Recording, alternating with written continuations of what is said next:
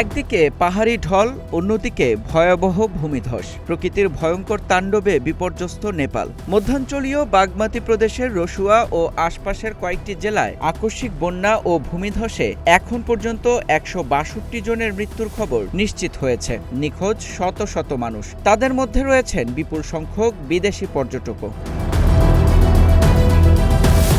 নেপালের পর্যটন কর্মকর্তাদের হিসেবে নিখোঁজ রয়েছেন ৫৭৯ জন পর্যটক। তাদের মধ্যে ৪০০ জনের বেশি বিদেশি পর্যটক। যুক্তরাষ্ট্রের পররাষ্ট্র দপ্তর জানিয়েছে, নেপালে অন্তত ৫৪ জন মার্কিন পর্যটক নিখোঁজ রয়েছেন। ভয়াবহ এই দুর্যোগে প্রাণহানির ঘটনায় নিহতদের পরিবার ও স্বজনদের প্রতি গভীর সমবেদনা জানিয়েছে যুক্তরাষ্ট্র।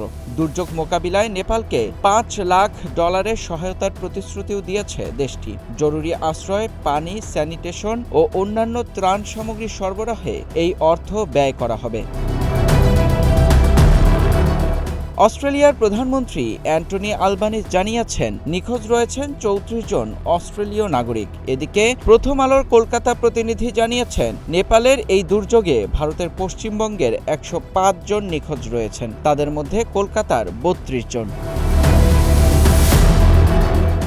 নেপাল পুলিশের তথ্য অনুযায়ী নিহতদের মধ্যে ৬৪ জনের মরদেহ ভাটির দিকে চিতওয়ান জেলায় এবং আরও ২৬ জনের মরদেহ ইস্ট নওয়ালপরাসি জেলায় পাওয়া গেছে। এখনও নিখোঁজ রয়েছেন শত শত মানুষ, তাদের মধ্যে ২৮ জন পুলিশ সদস্য রয়েছেন।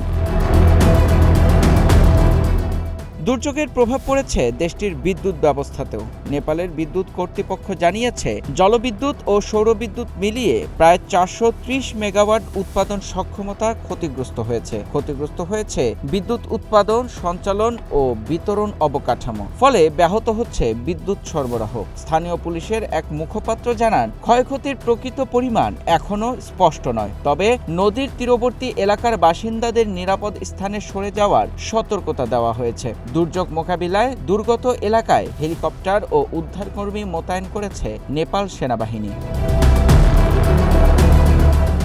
নেপালের পাশাপাশি চীনের তিব্বতেও দেখা দিয়েছে ভয়াবহ পরিস্থিতি। চীনের রাষ্ট্রীয় সংবাদ মাধ্যম সিসিটিভি জানিয়েছে, আকস্মিক বন্যায় তিব্বতের গিরং কাউন্টিতে ৩ জন মারা গেছেন। বৃহস্পতিবার সকালে প্রকাশিত সর্বশেষ তথ্যে বলা হয়েছে, সেখানে নিখোঁজের সংখ্যা বেড়ে দাঁড়িয়েছে ৫৫৮ জনে। নিখোঁজদের মধ্যে অন্তত ২৬০ জন বিদেশি নাগরিক, তবে মৃতের সংখ্যা এখনও ৩ জনই রয়েছে। নিখোঁজ ব্যক্তিদের উদ্ধারে সর্বাত্মক উদ্ধার অভিযানের নির্দেশ দিয়েছেন চীনের প্রেসিডেন্ট শি জিনপিং।